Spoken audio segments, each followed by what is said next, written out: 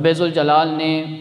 میرے اور آپ کے کریم آقا علیہ الصلاۃ والسلام کو معراج شریف کا وہ عظیم الشان معجزہ عطا فرمایا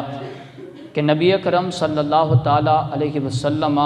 تمام انبیاء اور رسل میں سے اس عظیم وصف کے ساتھ موصوف کیے گئے کہ انہیں خالق کائنات جل جلالہ نے لامکاں کی خلوتوں میں بلا کر بیداری کے عالم میں ان کو اپنے دیدار کا شرف عطا فرمایا ہے۔ اب میرے مصطفیٰ کریم علیہ الصلاۃ والسلام کا یہ معجزہ معراج، یہ میرے اور آپ کے کریم آقا علیہ الصلاۃ والسلام کی عظمت کا ایک عظیم حوالہ ہے۔ اب نبی اکرم صلی اللہ تعالیٰ علیہ وسلم تو ظاہر سی بات ہے، آپ اس سے بامشرف ہوئے، آپ نے اس سے فیوض و برکات حاصل کیے، لیکن آپ صلی اللہ تعالیٰ علیہ وسلم کی وساطت سے اس معراج کی شب کو مخلوق کے دیگر افراد جو ہیں، باقی مخلوقات کس طرح یہ نوازی گئی۔ نبی اکرم صلی اللہ تعالیٰ علیہ وسلم کو جو خالق کائنات جل جلالہ نے اپنے خاں بلایا اور قرآن مجید کے اندر ارشاد فرمایا سبحان الذی اسریٰ بعبدہ، یعنی خالق کائنات جل جلالہ اپنے بندہ خاص کو سیر کروانے والا ہے، انہیں اپنی ذات اور اپنی قدرت کی نشانیاں دکھانے والا ہے۔ اب اس سفر کے آغاز سے لے کر اختتام تک مخلوق کے تمام انسان، بہت سے ایسے افراد ہیں کہ اب ان کا تعلق چاہے وہ انسان ہوں یا حیوان ہوں یا ان کا تعلق جمادات سے ہو، ہر طبقہ اور مخلوق کے افراد کو نبی اکرم صلی اللہ تعالیٰ علیہ وسلم کے اس معجزے سے فوائد حاصل ہوئے اور اللہ رب العزت نے ان کو ایک قدر اور منزلت عطا فرمائی ہے۔ اب خالق کائنات جل جلالہ نے انسانیت میں سے وہ فرد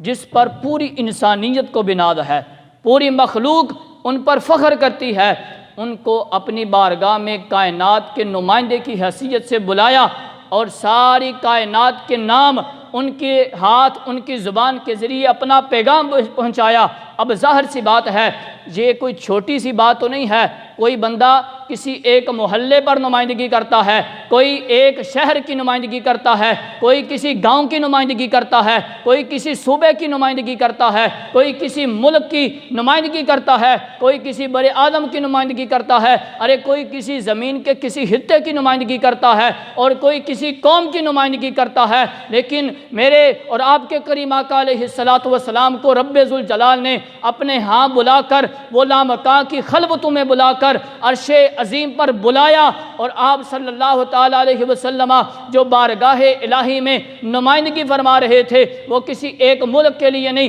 کسی ایک قوم کے لیے نہیں، کسی ایک محلے کے لیے نہیں، کسی ایک بڑے آدم کے لیے نہیں، کسی ایک صوبے کے لیے نہیں ہے، بلکہ وہ نمائندگی اللہ رب العزت کی تمام مخلوقات کے لیے ہے، اور تمام مخلوقات کی نمائندگی کا جو تاج ہے وہ میرے اور آپ کے کریم آقا علیہ الصلوۃ والسلام کے سر پہ سجایا گیا ہے۔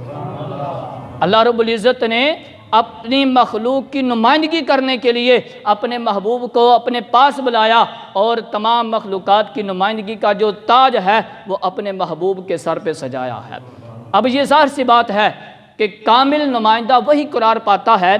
کہ جس کی وہ نمائندگی کر رہا ہے، جن افراد کے اوپر وہ مسلط ہے، جس کا ان کو نمائندہ بنایا گیا ہے، تو اس کے لیے یہ بھی ضروری ہے کہ وہ جن کے اوپر نمائندہ مقرر ہے ان کے مسائل سے واقف بھی ہو اور ان کے مسائل کو حل کرنے کی اس کے اندر صلاحیت بھی پائی جائے۔ یہ بات ضروری ہے نا۔ نبی اکرم صلی اللہ تعالیٰ علیہ وسلم جب مخلوقات کی خالق کائنات جل جلالہ کی بارگاہ میں نمائندگی کر رہے تھے، اور مخلوق کے افراد کی جو مشکلات تھیں، مخلوق کی تمام اقسام کے، یہ نہیں صرف انسان بلکہ انسان، حیوانات، جمادات، کائنات کے ذرے ذرے کی مشکلات اور مسائل کا علم میرے مصطفیٰ کریم علیہ الصلاۃ والسلام کو پتہ ہے، اور ان کے مسائل کے حل کرنے کا طریقہ بھی اللہ رب العزت نے پہلے ہی اپنے محبوب کو عطا فرما دیا ہے۔ اس لحاظ سے میرے مصطفیٰ کریم علیہ الصلاۃ والسلام کائنات کے ہر فرد کی اللہ رب العزت کی بارگاہ میں نمائندگی فرما رہے تھے، اور پھر خالق کائنات جل جلالہ نے براہ راست دینے کے لیے جس زبان کو منتخب فرمایا، وہ زبان بھی میرے اور آپ کے کریم آقا علیہ الصلاۃ والسلام کی ہے۔